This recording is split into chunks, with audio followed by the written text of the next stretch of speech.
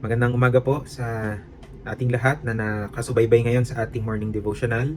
So sa umaga pong ito, ang magiging topic po natin ay yung tinatawag po na gatherings as outposts of Christ's kingdom. Or sa Tagalog po, yung ating pagtitipon-tipon bilang katunayan or na nagpapakita ng kaharian ng ating Panginoon. So bilang introduction po, meron po tayong mga ideya na i-discuss tungkol sa pagtitipon-tipon. Pwede pong yung pagtitipon-tipon na to ay referring doon sa church. Pwede rin naman po na sa iba pa pong mga dinadaluhan nating events sa ating komunidad. No? At kailangan po, no, whether po tayo ay nasa church or nasa labas ng church, kailangan po makita sa atin yung kaharian ng Diyos.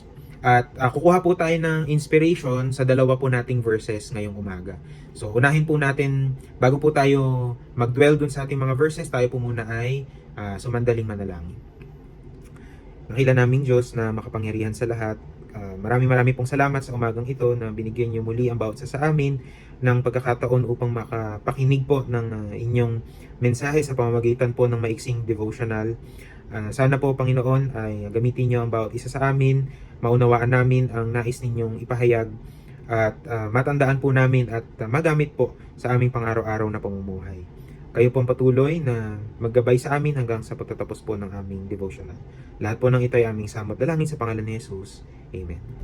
So sa ngayon po ay babasahin po natin ang dalawang verses. So doon po muna tayo sa unang verse. May kita po natin to sa Genesis chapter 28 verse 3.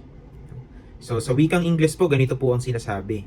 Sabi po doon, "May God Almighty bless you and make you fruitful and multiply you, that you may become a company of peoples." So ulitin ko po, "May God Almighty bless you and make you fruitful and multiply you, that you may become a company of peoples." So ito pong Genesis ay nasa Old Testament at alam naman po natin na sa Lumang Tipan, lagi po tayong nakakita na yung mga tao, whether Israelites man yan o ibang grupo ng tao, lagi po silang nagkakaroon ng mga gatherings. No? Lagi po silang nagtitipon-tipon. Tapos, regarding po dun sa mga, pwede po for example, yung mga Israelites, pwede rin po yung mga Levites, no? Di ba po, nagkakaroon sila ng mga gatherings around mga altars. Di ba, sanay po kasi tayo sa Old Testament na nakaka-encounter ng mga altars. Tapos yung mga special places, meron po mga special places na kung saan nandun ang presensya ng Panginoon. So halimbawa po, for example, yung mga tabernacle, di ba? Hindi po basta-basta lahat nakakapasok doon sa tabernacle.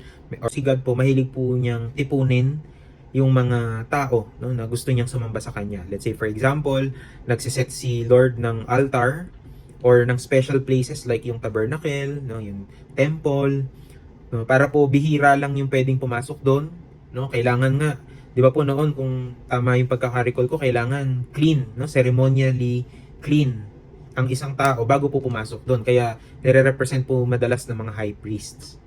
So, ganun po, no? Ganun po yung nangyayari dati sa Old Testament. So, importante po na merong mga special places na nire-regard ng ating Panginoon para dun po siya makita, no? Or dun po siya makausap ng ating mga nananampalataya sa Kanya noong mga sinauna. So, very important po na sineselebrate natin yung mga outpost or places, special places as God's kingdom on earth. So, ngayon naman po, puntahan natin yung nasa Revelation chapter 7 verse 9. So ganito po ang sinasabi, "After this I looked, and behold, a great multitude that no one could number, from every nation, from all tribes and peoples and languages, standing before the throne and before the Lamb."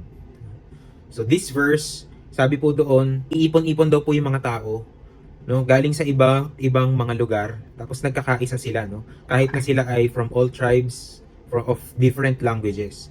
Nakatayo po lahat sa harapan or sa trono po ng ating Panginoon. Now, pinapakita po nung verse na yun sa Revelation 7:9 na tayo man po, bagamat iba-iba ang ating pinanggalingan or iba't iba ang ating mga nire-represent na churches, ay nagkakaisa pa rin po tayo sa pagpapakita ng ating pagsuporta at pananambahan sa ating Panginoong Jesus. No, for example po, yung sa atin sa church, meron po tayong Church of Christ sa Talon, meron din po tayong Church of Christ sa Bethany, Meron din po tayong Church of Christ sa Santa Maria, yung atin pong church planting na ginagawa. So, yun po, no, iba-iba man siya ng lokal. Meron po sa Alfonso, no? Meron po sa Gentry, sa General Trias, sa Dasma, sa 13. No, kahit po ang dami niyan, Luzon, Visayas, Mindanao. Tapos meron pa rin po tayong mga kapatid na Church of Christ, pero yung non-organ, pero sila talagang a cappella, no, purely, pero Christian church pa rin sila. So, ganun po, nung maggaling man tayo sa iba't ibang lokal, pagdating sa Revelation 7:9, yun po yung nakikita, no? Parang nagiging as one pa din po tayo. Okay po? So, napakaganda po kasi na pinapakita natin yung unity in diversity.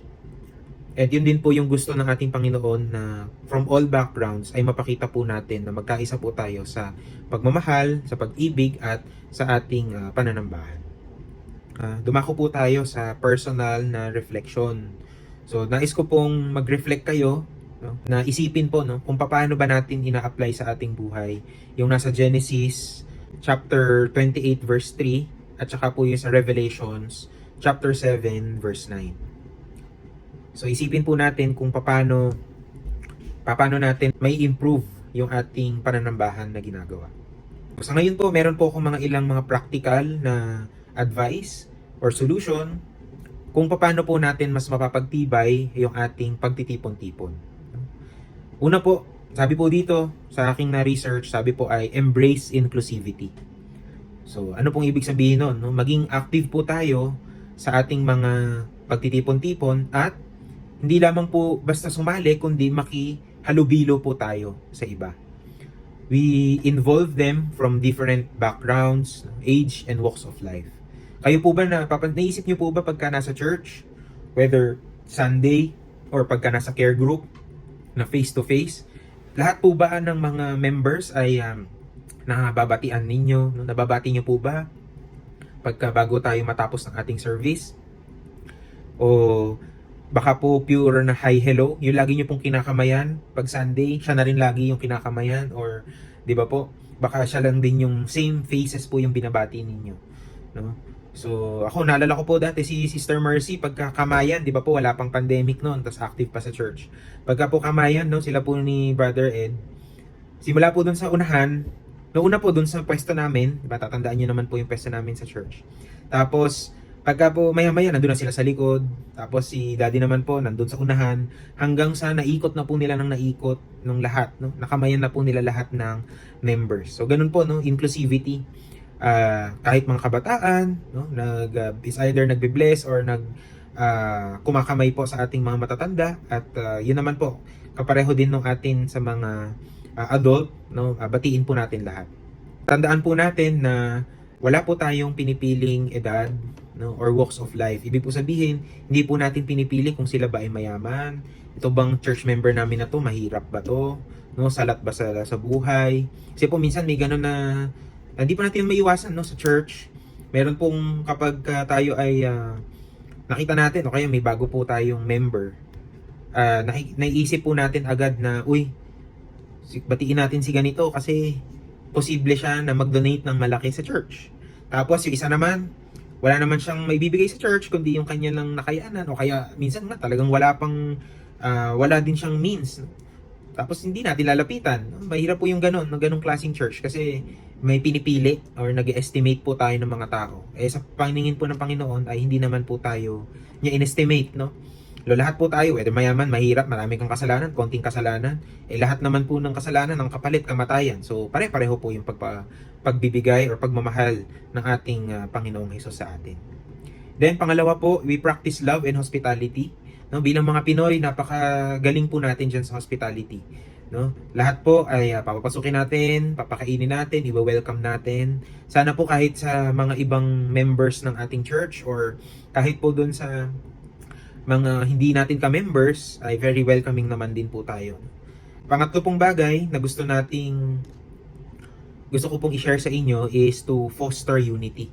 No, isipin po natin lagi pagka nagtitipon-tipon, dapat po merong pagkakaisa. So, paano po natin gagawin yun? Pagka po tayo ay nasa mga gatherings, lagi po nating isipin na tayo ay peacemaker.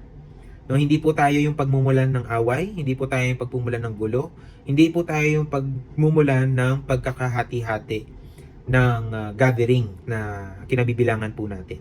Tapos, aliman po na meron tayong mga nasalihang gathering na nagkaroon po ng conflict, ay tayo na po mismo yung nagsisik ng reconciliation. No? Hindi na po, kasi po usually sa dalawang party, di ba po pagka ganyan may gathering, tapos sabihin natin nagkaroon ng alitan, nadi-divide sa dalawa.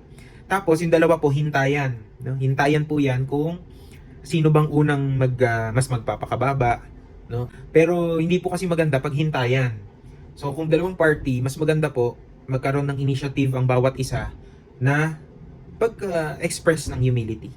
No? So kasi po, bro, sis, patawarin mo ako, no? O kaya pasensya na dun sa nasabi ko kung hindi man maganda sa yung pandinig mo, hindi yun ang talagang ibig kong sabihin. Ang gusto ko lang sabihin sa iyo, gusto ko lang namang i-share yung aking na-experience pero wala akong balak na makasakit. Pero kung sa kabila ng lahat ay nakasakit ako, patawarin mo ako. No? So ano po yun yung paghingi po ng tawad at pag-resolve ng conflict, madali po siyang sabihin sa atin, kaganitong usapan, pero in application po, napakahirap po niya. At yung mga tao po, yung mga Kristiyanong makakagawa nun, napakalaking bagay po, na napakalaking character. Sobrang gandang character po pagka ang Kristiyano ay dala-dala yun. No? Na laging tayo ay maging peacemaker at nagsisik po tayo ng reconciliation. So, ikaapat po na tip, tayo po ay mag-engage sa acts of service. No? Yung mga paglilingkod. No? Humana po tayo ng mga opportunities to serve others in the community. Kung pwede po tayo mag-volunteer doon sa mga, kung meron man po tayong nakikitang nangangailangan, at magpakita po tayo ng kabutihan sa lahat ng nakikita natin ng mga tao or mga nakikilala natin.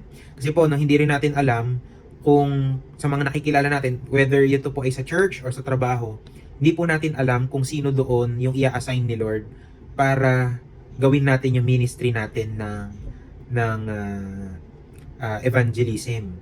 So, or discipleship. Kasi po, actually, technically po, wala namang pinipili lahat. Pero minsan, merong ginagamit si Lord na tao, halimbawa po sa atin, na gamitin, no? Kanyari, through the Holy Spirit, sasabihin, mararamdaman niyo po yun Sasabihin sa'yo ni Lord na, kausapin mo yung kawork mo.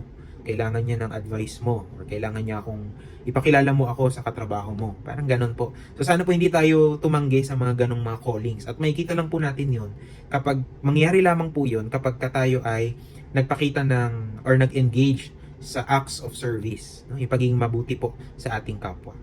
Ikalima pong example ay to reflect God's values. No? Ipakita po natin yung ano ba yung Christ-like character. No? Ito yung binubuo ng pag-ibig or love. Meron ding forgiveness, pagpapatawad, then pagpapakumbaba, and then compassion. Compassion parang ano din po yun yung may pagmamahal na involved, no? Tapos yung concern talaga natin. So hayaan po natin na makita yung actions galing sa atin at kung ano man po yung mga sinasabi ng bibig natin at ginagawa ng katawan natin, yun po yung ma-reflect yung tinuturo ng ating Panginoon. So ika-anim po ay participate actively. No, take an active role in your church and Christian gatherings. Yun po ang sabi. Pero alam ko po na marami ngayon ang active sa church. Meron din pong mga karamihan na hindi active. Pero kahit po yung pagiging member, hindi naman po kailangan na pag sinabing active ay dapat po laging leadership role yung kinukuha or organizer. Hindi po ganun. Kumbaga kung ano po yung position natin sa church. Tayo man po ay nasa elder, deacon, deaconess, church officer, Sunday school teacher, or tayo po ay regular members ng church. Dapat po tayo ay nakikiisa sa mga participation po na or mga gatherings na ginagawa po natin sa ating simbahan. Dahil po sa pamamagitan po nito, yung atin pong mga talent ay or mga kakayanan ay na-share po natin o na-contribute po natin sa benefit po ng ating buong church. So, yun lamang po. Tapos, kasunod po ay yung pray for unity. So, madalas po nating pinagdarasal, no? Sa lahat po, Panginoon, bigyan niyo po kami ng guidance, bigyan niyo po kami ng wisdom, bigyan niyo po kami ng strength para po ma-maintain or ma-improve yung unity dito po sa amin sa church. Yun po, madalas nating sinasabi, no? Hinihingi po natin sa ating Panginoon, pero hindi po natin alam yung epekto nun ay talagang totoo. Totoo po ang sinasagot po ng Panginoon yung ating mga panalangin. No, imagine nyo po, sa church natin sa Talon, nag-celebrate po tayo ng 100th or centennial anniversary No? Kung wala pong unity, yung naunang nag-establish ng ating church sa Talon, hindi po siguro yan aabot ng 100 years. No? So yun po, malaking bagay po ang nagagawa ng unity. Kaya ipagdasal po natin.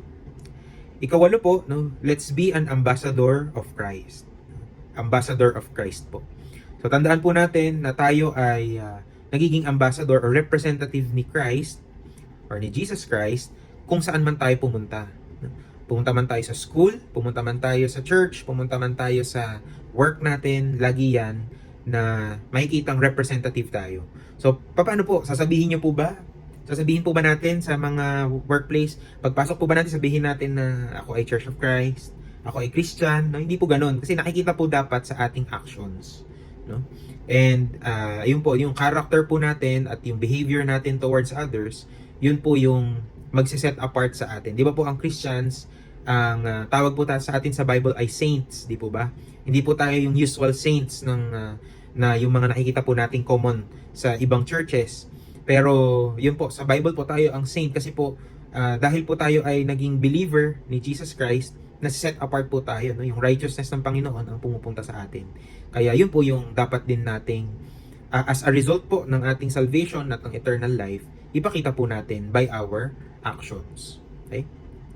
Ika-siyam po na advice is to invite others. No, ituloy lang po natin yung pag-encourage sa ating mga kaibigan, pag-encourage po sa ating mga kasama sa trabaho, no? Kung sino man pong makakilala natin, kamag-anak, na-invite po sila sa ating church. Or kahit po hindi sa actual na Sunday service, kahit po sa mga care group, no? Pwede po yun. No? Kahit po merong concert na inattendan, so kaya kailangan po ay maging maayos po, no, yung ating pag-i-invite at hindi po tayo basta mag-i-invite din sa kanila kasi po yung iba pagka in-invite natin akala po nila ay parang pinapa-convert natin sila, no, which is hindi naman, no, gusto lang po natin sa kanilang ipakilala si Christ, ipakilala po si Jesus, ipakilala po din yung ating church, no. Tapos sabi nga po ang ginagawa po nating pag-i-invite, ito po ay isang way ng pag-encourage po natin para tawag po dito, as a seed planting activity po ito. So, baga nagtatanim ka lang ng buto. No? Yung si Lord, siya, ang ating pong Panginoon, ang siyang magsasabi kung kailan po ito tutubo. No? Huwag po kayong panghihinaan ng loob kapag meron po kayong kasamang sa trabaho, kasama sa kapitbahay, kaibigan, na matagal nyo nang ini-invite at hindi sumasama, no? Or tumatanggi. Huwag po kayong mawalan ng pag-asa sa kanila. Or, minsan naman po, kahit sumama once or twice sumasama, pero parang pakiramdam niya, parang ang tigas pa rin ng puso niya sa pagtanggap sa ating Panginoon, hayaan niyo po kasi hindi po tayo ang nagde-decide nun. No? Si Lord po ang nagsasabi kung kailan po ma-open ang kanyang understanding. Po. So, yun po, patuloy lang po tayo mag-encourage. And then, ito po, number 10, study and meditate on Scripture. So, palagian po nating aralin, umattend din po tayo sa mga devotional, magkaroon po tayo ng quiet time natin, at patuloy po tayong mag-aral ng salita ng Diyos kasi po ito po yung nagiging bala natin kung paano po tayo magiging prepared na kausapin po yung ibang mga tao sa paligid natin kapag ka po tayo ay nagkakaroon ng mga pagtitipon. So, halimbawa po, no, sa mga gatherings, biglang may na-encounter po tayo na kakilala natin na nanghihingi ng tulong sa atin, halimbawa po depressed, tapos iniisip po natin sa kanya, iniisip niya lahat ng mga problema. So yung pala ang kailangan niya ay mensahe na galing kay Lord or promise. 'Di ba? Halimbawa po sa Hebrews 13:5, I will never leave you nor forsake you. No? 'Di ba po yung pala yung isang verse na kailangan nating i-remind sa kanya or ipaalala sa kanya na magkakapagpabago ng kanyang perception sa on that particular time. Hindi po tayo nag-aaral ng Bible. Halimbawa, nakalimutan na po natin yung verse. Or kahit hindi man po yung specific na kung saang book at anong chapter at verse, yung mismong linya, yung message, nakalimutan po natin. So, hindi po natin yung magiging useless po yung pagiging Kristiyano natin kasi at that time na may nangangailangan, hindi po natin maibibigay sa Kanya. Hindi po ba? So, yun po. Mag-aral po tayo at mag-meditate sa ating Bible. So, number 11, ito po, second to the last, sabi po, practice forgiveness. So, paano po ba natin magagawa na yung pagpapatawad ay makakapagpa-enhance ng ating pagtitipon-tipon or ng gathering sa ating church? Kapag tayo po ay nagpatawad sa iba, ginagaya po natin ang ginawa ng Panginoon sa ating buhay. Kasi tayo po ay napatawad din ng ating Panginoon, kaya sino naman po tayo para hindi po magpatawad din sa iba, di po ba? So, ayun po, no, napakabigat sa atin sa kalooban kung tayo po ay magdadala ng grudge or ng resentment. Kasi bawa po, no, meron tayong kagalit o meron tayong nakasamaan ng loob, tapos ang bigat, hindi mo siya pinapatawad, hinihintay mo siyang humingi ng tawad sa'yo, tapos siya naman, hinihintay ka rin pala niyang ikaw ang humingi ng tawad. So wag na po tayo maghintayan, kasi pagka naghintayan po, wala pong nararating yung naghihintayan, hindi po mareresolve yung conflict, no po. Pero kung tayo po ay sa loob-loob natin ay willing na talaga tayo na magpatawad or magpatawad sa kapwa natin, mas madali po mareresolve. Yung last naman po na practical tip kung paano po natin mapapakita yung kaharian ng Diyos sa pamamagitan po ng ating pagtitipon-tipon ay leading by example. So, bago po natin asahan sa iba na sila ay gumawa sa particular po na bagay, magsisimula po talaga yan sa ating sarili. At kung meron man po tayong mga minomonitor o pinupulis, di ba mahilig po minsan, nagiging temptation po sa Kristiyano yung nagiging nagpupulis. Yung tine-check po natin yung iba, kung, uy, si ganyan, ganito siya, hindi siya maayos, si ganito, ganito siya, nakita ko siya, ganito. Kumbaga, opo, sabihin na natin na na-observe natin, pero at the end of the day, isipin pa rin po natin na, ako ba ay, gaano ba ako ka-perfect para i-note ko yung kamalian ng iba? 'Di ba? Meron pa pala akong mga dapat baguhin sa sarili ko. No, hindi po ibig sabihin na hindi na natin sila sasabihan ng mali nila, pero ang ibig lamang pong sabihin ay tayo po mismo sa sarili natin ay maging example. No, ayusin po natin yung mga pananalita natin, yung mga actions po natin, no? Halimbawa po ngayon, no, kasi po matindi na ngayon ng natin generation natin, no, madami na pong mga nag-iiba na po ang parang mga kaugalian ng mga tao, no? Meron po tayong mga witness, no, kahit po sa ibang church, may mga ganun po siguro. Yung pag sa loob ng church, sobrang bait, no? Hindi mo talaga pero paglabas ng church, ang lumalabas po sa bibig ay mga foul words, no? Yung iba po, akala nila yung pagmumura, akala nila ay sabi nila pag sa Cavite, taga Cavite naman talaga. Ano lang yun, way of expression lang yun. O kaya sabihin na iba, taga Tondo kasi ako eh. So sana yan lang, wala naman talaga akong minimin na masama doon. Pero sa totoo lang po, hindi pa rin yun maganda kasi imagine nyo po, no, hindi pala yun ang ibig nyong sabihin, pero yun ang lumalabas sa bibig nyo. So ibig lang nung sabihin, hindi po nyo makontrol kung ano talaga yung lumalabas sa bibig ninyo, di po ba? Tapos ganoon din po sa ating mga actions. So maging model, ambassador of Christ po tayo sa pagpapakumbaba at sa pag-ibig po natin sa iba para mas lalo po natin silang ma-inspire na sumama po sa ating mga pagtitipon-tipon.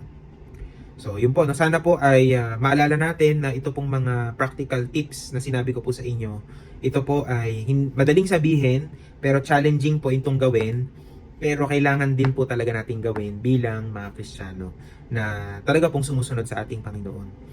No, wag po kayong mag-alala kung meron pong mga times na nagfi-fail o kumbaga hindi po natin din napo-perfect kasi hindi naman po talaga din tayo perfect.